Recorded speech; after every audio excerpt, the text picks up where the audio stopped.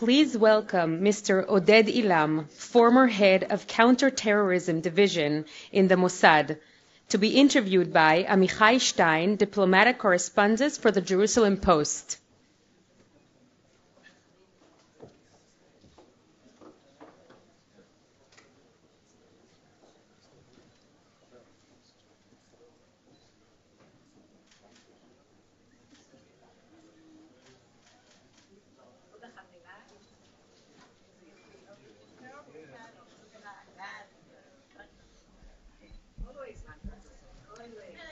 Okay, thank you very much, Mr. Oded Ailam. I'll ask, first questions. When you saw last week smoke rising out of Doha, and 10 minutes later Israel taking responsibility to trying and kill Hamas' most senior terrorist, what went through your mind after all these years in the Israeli security establishment? First of all, thank you for having me, and a distinguished member of the diplomatic corps. I just want to say one word. Many years ago, before I joined the Mossad, I wanted to be like Ambassador Hackby. Not an ambassador, but a rock star. It didn't work out, so I turned out to be a spy. Now, relating to your question,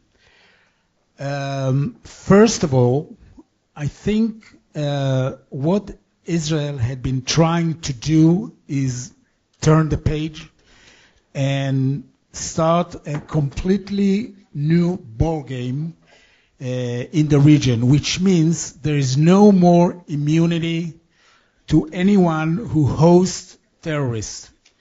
It's done. And the fact is that since 2012, when the Hamas was expelled from Syria, they found refuge in Doha. And it's not just refuge, but it's a full support by the Qatari regime. We are talking about $1.8 billion so far since 2012. And I'm not just talking about the financial support of Hamas. I'm talking also about the media support, especially Al Jazeera. Let's not forget all those horrific scenes when the hostages were released were orchestrated, they were featured and even directed by Al Jazeera. And Al Jazeera is the right hand of the Qatari regime. So in that sense, Israel was trying to portray that we are not in that game anymore. The outcome is a bit different. So we'll ask you about the outcome, but before that I will ask you, how do you see Qatar's role in the Middle East in recent years? Qatar's roles in the Middle East, it started in the late 1995, something like that, when Qatar realized their vulnerability. They possess the world's biggest natural gas resources, about 77 million cubic meters per year. It's going to be even more than that. Huge, immense amount of wealth.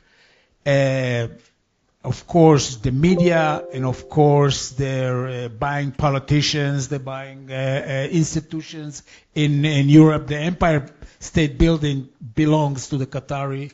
And I'm talking about also about 30% of the major buildings in London are owned by Qatar. And so in order to protect this sort of investment, they found the trick. And the trick is, let's be the middleman. Let's be the one who on one hand support terrorist organizations, and it's not just Hamas. Let's not forget, it was Al-Qaeda, it was the Taliban, It is Jabal al-Nusra right now in Syria, and of course in Hamas. And on the other hand, we will be the middleman, the people, the go-between, the one who you can talk, the one who can cut a deal. Okay, it reminds me a little bit of Charlie Chaplin moving The Kid, where he sent the little kid to break windows, and then he comes with the card saying, "Who wants to fix a window?" That's more or less Qatar role in this area. And the fact that Qatar is involved in any major conflict around the world make them, in a way, a superpower.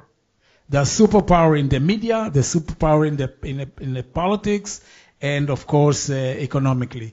And so Qatar established a very peculiar but very successful way of conducting themselves in the region and being a major player. Everybody is looking up to Qatar. Whenever there is a conflict, let's go to Qatar.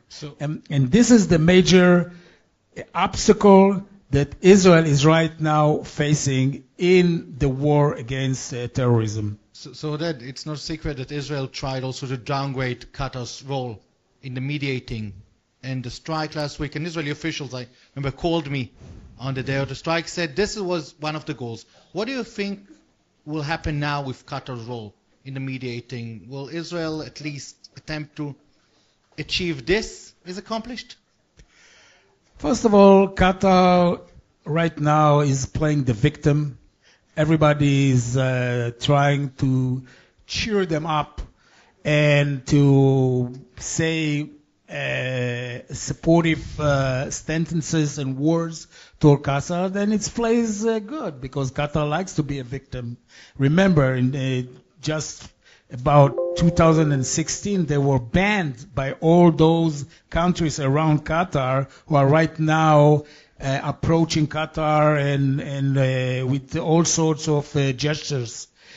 But Qatar needs the position of intermediator. They need it.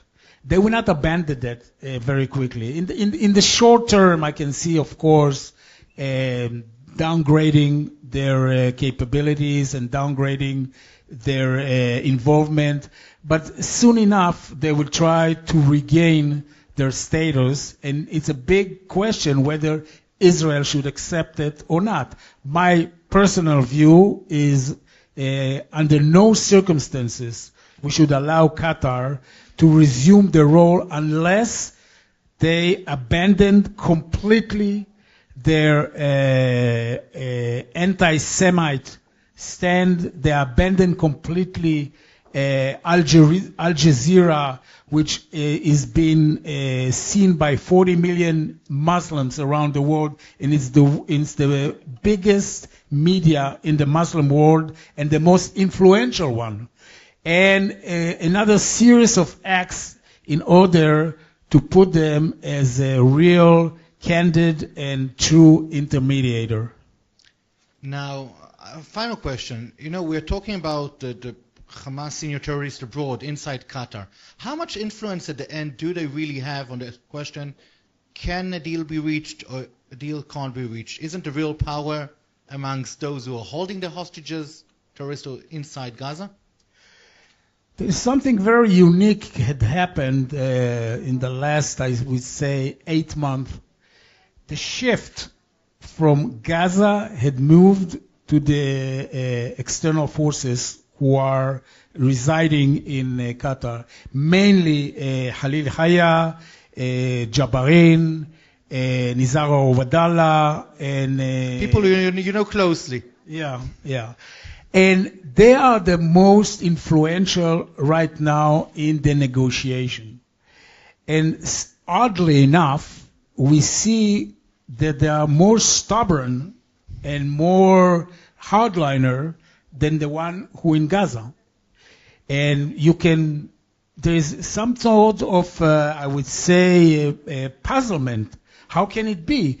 They are the most influential one. They are living in Qatar. Qatar is an intermediator that should have some sort of a positive effect on the people in the negotiation table, and it's on the contrary, which give me some sort of suspicion that Qatar itself is involved in this hardline stand that we can see in the negotiation. By the way, until now, not even once the Qatari had blamed the Hamas for the failure of the negotiation. The American did, the Qatari didn't.